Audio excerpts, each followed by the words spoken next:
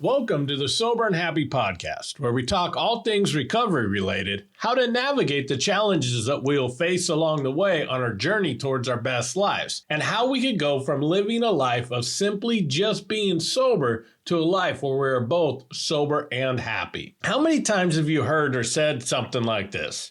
Today I lost my job and don't know how I'm going to pay my bills. I'm not sure I could get through this without having a drink. When we have that mindset, we set up conditional sobriety on the impossible task of nothing ever going wrong. To live truly sober and happy lives, we must accept and even embrace our challenging times. And that is what we're going to talk about today. So buckle up. This is going to be a great episode.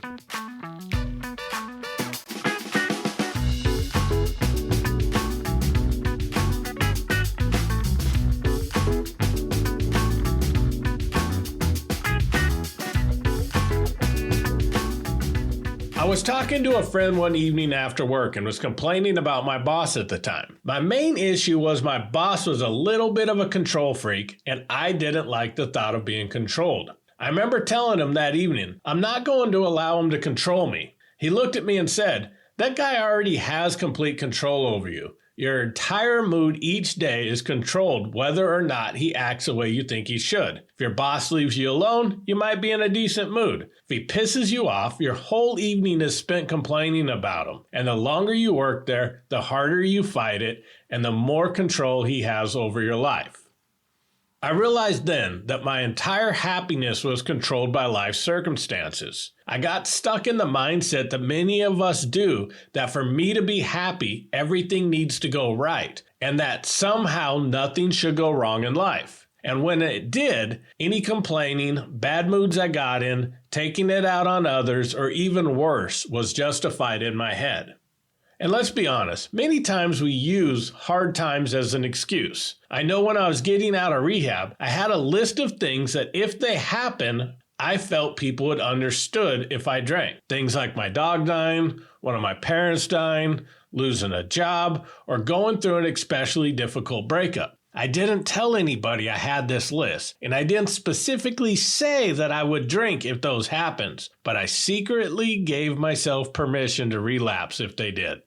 Sometimes it isn't even a big tragedy. When I first was going to AA, there was a guy that would go to meetings, and anytime the phenomenon of craving topic would come up, people would debate about things like whether small traces of alcohol and mouthwash could cause a relapse, or whether alcohol cooks out or not when you use it for cooking. This guy would always bring up that when he gets sick, he is drinking NyQuil and he doesn't care if it has alcohol in it. He said it's always worked, and despite the fact that there was a whole aisle of cold and flu medicine without alcohol in it, he wasn't going to change. Cold and flu season came, he got sick, bragged in a meeting that he was taking NyQuil and didn't relapse, and that was the last meeting we saw him in. A few months later, I saw him at the grocery store with the shopping cart loaded with alcohol. I don't know if the alcohol and NyQuil kicked off cravings that were so strong that he went and got a bottle or not. What I do suspect is there was something, even if subconsciously, about him giving himself permission to have alcohol.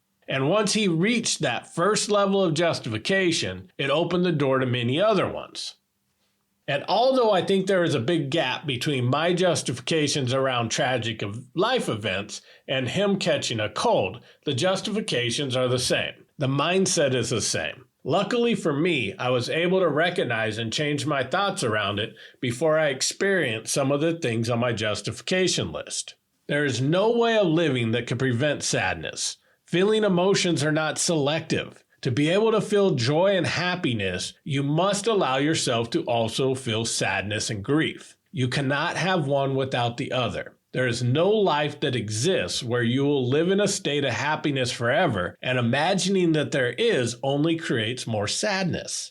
You don't have to understand life and its circumstances. You just have to fully live it. Lack of happiness often is caused by the things we cling to. Even if you cling to one thing, your whole life often becomes that one thing. We create an existence where we must create a world where everything needs to go exactly our way to feel good. This world often is not based on reality, but simply our interpretation of our past experiences.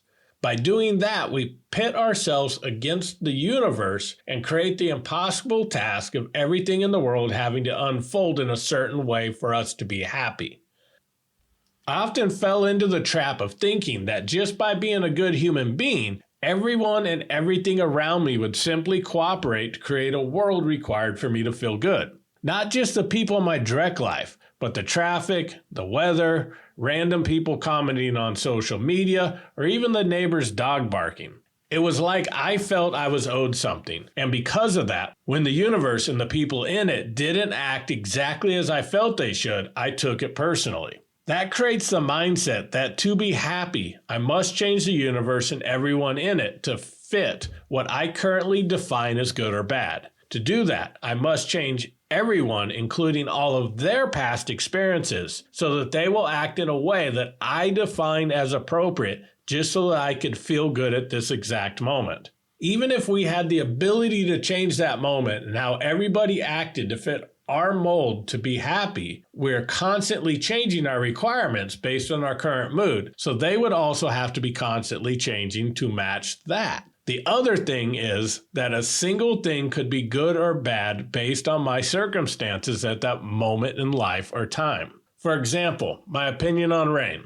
When I was a kid, I hated rain because I loved to play baseball, and when it rained, games got canceled. Halfway through high school, I started bowling. So my memories of rainy days included meeting up for golden hash browns before Saturday morning bowling league and then bowling with my friend. My whole association with rain changed with one change in my life. Today, if I'm camping, I want the rain to stay away. If I'm sitting on my couch in the evening enjoying a book, I love the sound of rain in the background. If I base my happiness on whether or not it rains, I'm requiring the weather to cooperate based not only on my perspective of rain at that moment in my life, but it also must fit my current circumstances, irrespective of how the rest of the universe currently feels about it raining or not.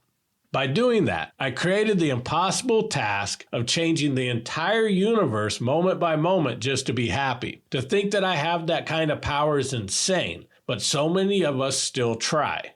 To demand that everyone change their perspective, which is based on their own past experiences, just to make me happy at that moment, is pure selfishness. That demand on other people to change, to fit us, creates most of the conflict in our lives. We create an ideal world that is supposed to exist based on our interpretations that are molded by our past experiences. All this does is create a life of suffering by stating our desires and preferences and then demanding everything and everyone around us change to meet our demands, not taking into account whether or not they have the same desires and preferences themselves. I often have people ask me if this means they're supposed to just allow people to treat them poorly. Absolutely not. I'm a huge advocate for setting and maintaining boundaries with people in our lives. The suffering doesn't come from the way people treat you. It comes from basing your happiness on how others act and constantly trying to change their behaviors to match your ideals. Today, I find I am happiness when I'm open to others' perspectives, compassionate to their past experiences that created those perspectives, and not basing my happiness on the things that are completely out of my control. Life is about flow and allowing energy to seamlessly move through us. The suffering only comes from us trying to resist and harness that energy. We constantly try to reject energy that we don't like and desperately try to hold on to the energy that makes us feel good. We have no power over either action and waste so much of our lives trying to create scenarios of how we could have avoided bad past experiences or desperately trying to hold on to the good ones. Both create negative energy that we hold on to. Life is much easier if we just allow the moments to pass through and live in the present. One of the requirements for joy and happiness is acceptance. Acceptance does not mean that you have to agree with everything, but instead removing the resistance to things in your life. One of my favorite stories about acceptance comes from the parable of the Chinese farmer. There once was a Chinese man that lived on a farm with only his son, and they only had one horse that was used to pull the equipment to plow his fields. One day the farmer comes out and notices his horse ran away. All the village people come to him and tell him how sad it is that his horse ran away and now he won't be able to plow his fields. The farmer looks up and says, Maybe it is, maybe it isn't. The village people look at him like he's crazy because this certainly is a bad thing in their eyes. The next morning, the farmer goes out and sees not only has his horse returned, but he has brought back an entire herd of wild horses with it. The village people gather around and tell him that he'll be able to sell these horses and become the richest man in the village and how great this is. He looks up and says, maybe it is, maybe it isn't. Later that week, while his son was trying to ride one of those wild horses, he is bucked off, breaking his back and crippling him for life. The village people gather around again and tell him how tragic this is. His son will no longer be able to care for him when he gets old, but also he will now have to take care of his son for the rest of his life. This certainly is bad, they told him. He looked up and said, maybe it is, maybe it isn't. A week later, the Chinese army comes to the village and takes all of the able-bodied young men to go off and fight at war, and none of them return. His son was only saved by the circumstances that seemed so tragic only a week ago. We often don't know how something that is happening now is going to affect us in the future. I'm sure most of us could look back on situations in the past that seemed like the worst thing that could have happened to us then, but turned out to be good in the end. I once got laid off during a recession, and also at a time when it was very challenging to find work in my industry. I thought I was going to lose everything, my life as I knew it was over, and then a few weeks later, I got a job offer for an even better job that also came with a 25% increase in my salary. I know I've had ex-girlfriends break up with me, and at the moment I thought I would never find love again, only to look back later and realize I was in a relationship that was not good for me, and the breakup was actually a good thing, even if I couldn't see it at the time. But there are some things that don't have great turns of events later that make everything better, like someone we love dying. Someone else will not come along and replace them and make us feel better.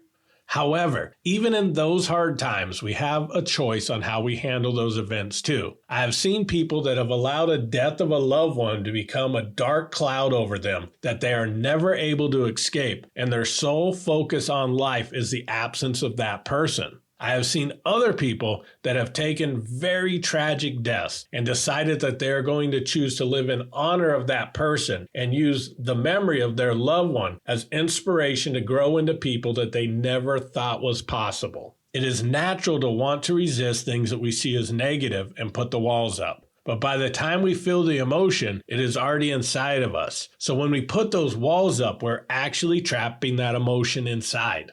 That is why a single resentment could set someone back years from moving on in their life. Instead, we need to feel it, accept it for what it is instead of how we think it should be, and allow that emotion to pass through. On minor things like someone cutting us off in traffic, we could learn to do this on the fly and move on with our day with almost no lingering effect. Other things that hit deeper that we have already been holding on to for a long time will take repetition to finally release. In that repetition, though, we build that acceptance and letting go muscles. And once you've successfully done this with some of the big things, the daily annoyances that often plague us and keep us from being happy most days will become easy to now move on from. I think the quickest way to identify when we are entering into these patterns is to pause when you find yourself asking questions like, why me? Why not you? Maybe terrible things have happened to you or around you. What you choose to do next will shape the life you're going to live. Many people choose to lead a life where they're a victim of their circumstances. I know I have personally spent a lot of time in that space. If you have had especially different circumstances, people may even understand the way you act. They may even feel bad for you. But a life like that peaks at people feeling sorry for you for what you went through. What kind of life is that? What if we choose to be victors instead? We could choose paths of redemption moving forward in our lives. Rather than telling stories of what happened to us from the perspective of a victim, we could talk about how we have overcome our challenges and risen above, how we have built amazing, fulfilled lives even when we are dealt a bad hand. And instead of a life where people feel sorry for you, you will lead a life where people are inspired by you. Our world needs more inspiring stories, and I want you to become one of those. I want you to live an amazing, fulfilled, happy life, and I know that is possible for you. And I hope this episode has helped you move a little closer to that. If it has, please share it with someone that you know that hopefully it could inspire also. New episodes come out each Friday, so I look forward to connecting with you next week. And as always, thank you so much for listening and keep living sober and happy.